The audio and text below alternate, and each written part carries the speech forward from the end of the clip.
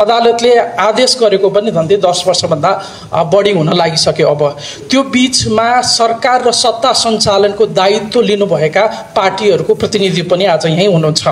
हामी लोकतन्त्रका यत्रा ठुला ठुला कुराहरू गरिराखेका छौँ। हामी आफै सत्ता सञ्चालनमा हुँदाखेरि सर्वोच्चले दिएको आदेश पालना गर्न हामीलाई केले रोकेको थियो? आज नागरिकको सरकार आएर म त्यो आदेशलाई पालना गर्छु, नेपाली जनताको आकांक्षालाई पुरा गर्छु, जेनजीको विद्रोहबाट आएको जुन म्यान्डेटलाई म पुरा गर्छु भनेर अगाडि आउँदै गर्दाखेरि हामीले यसलाई समर्थन गर्ने कि नगर्ने? नेपाली जनताले रेडियो चलाउन आउँदैन थियो, त्यसले गर्दाखेरि इन्टरनेट नेपाली जनताको लागि आवश्यक होइन।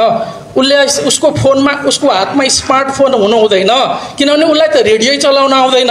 रेडियो चलाउन नआउने ठाउँमा स्मार्टफोन नै नदिउँ भन्ने जस्तो धारणाबाट हामीले पब्लिक पोलिसीको डिबेटमा हामी नछिरौँ।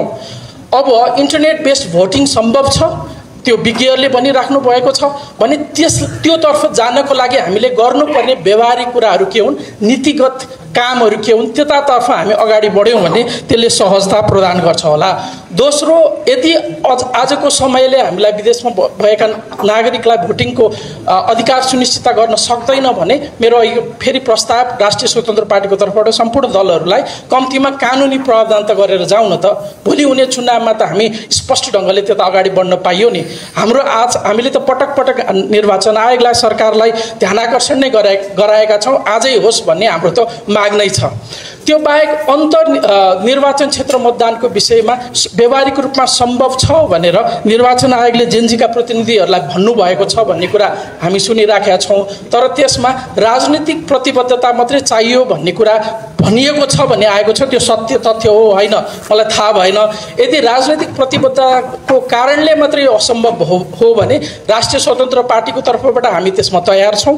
अन्य दलका साथीहरूले पनि त्यसमा चाहिँ अब निर्वाचन आयोग र सरकारले स्पष्ट के पारिदिन पर्यो भने त्यसको व्यवहारिकता के हो भन्ने कुरा पनि स्पष्ट पारिदिनु पर्यो। हाम्रो तर्फबाट हामी भने तयार छौँ।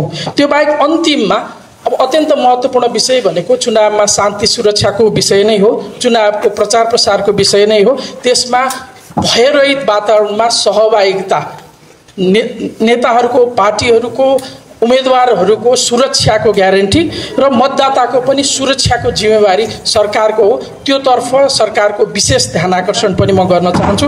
र आज फेरि पनि मेरो राष्ट्रिय स्वतन्त्र पार्टीको तर्फबाट जुन अध्यादेशको प्रस्ताव आएको छ, यी मूलभूत कुराहरूमा हाम्रो सैद्धान्तिक सहमति छ। हाम्रो पार्टीले उठाएका विषयहरू, यसमा सरकारले ल्याएका विषयहरूमा हाम्रो समर्थन छ। के चाहिँ राजनीतिक दलका रूपमा हाम्रो यी विषयमा समर्थन छैन भनेर अगाडि भन्न पर्यो कि भने व्यवहारिक रूपमा असम्भव भएका विषय के हुन् त्यसमा स्पष्ट ढङ्गले निर्वाचन आयोग र सरकारले हामीलाई भनिदिनु पर्यो। तर कानुनी प्रबन्धको हिसाबले आज हामी एउटै प्लेटफर्ममा उभिएर अध्यादेश त आगामी निर्वाचन पछि बनेको सरकार र संसदले ओनरसिप लिनु पर्ला नि त। त्यो ओनरसिप लिने कम्तीमा पनि आजसम्म कानुनले प्रावधान नै नगरेको विषयलाई व्यवहारिक रूपमा सम्भव नहुने विषयलाई नगरौँला, त्यसमा हामी राजनीतिक सहमति गरौँला। तर कानुनी रूपमा चाहिँ बाटो खोलेर जाऊँ न त। त्यसपछि आगामी अध्यादेशलाई संसदबाट अपनत्व लिने कुरा, कानुन बनाउने कुरामा सर्वपक्षीय सहमति आज हामी किन नबनाउने त? मैले यो ढङ्गले हामी जान सक्यो भने त्यो निकास निस्किन्छ होला। व्यवहारिकताका कुरामा पनि राजनैतिक सहमति खोजौँ। कानुन निर्माणमा जुन राजनीतिक दलको दायित्व छ त्यो पनि पुरा गर्ने अभिभार बोक्ने हैसियत, हिम्मत आज हामी राखौँ। हामी स्पष्ट ढङ्गले जनअनुमोदित भएर यदि जनताले हामीलाई बहुमत दिनुभयो भने राष्ट्रिय स्वतन्त्र पार्टीको नेतृत्वको सरकार र संसदले यसलाई कानुन बनाएर अगाडि बढ्छ। साथै अलिकति व्यवहारिकताको कुरामा जेनजी साथीहरूले पनि यहाँ उठाउनु भयो। निर्वाचन आयोगले अब विदेशमा भएका भोटिङका विषयहरूमा अहिले प्राविधिक रूपमा सम्भव छैन भन्ने, समयको कारणले छैन भन्ने कुरा हामीले केही विचारहरू पनि सुन्न पायौँ।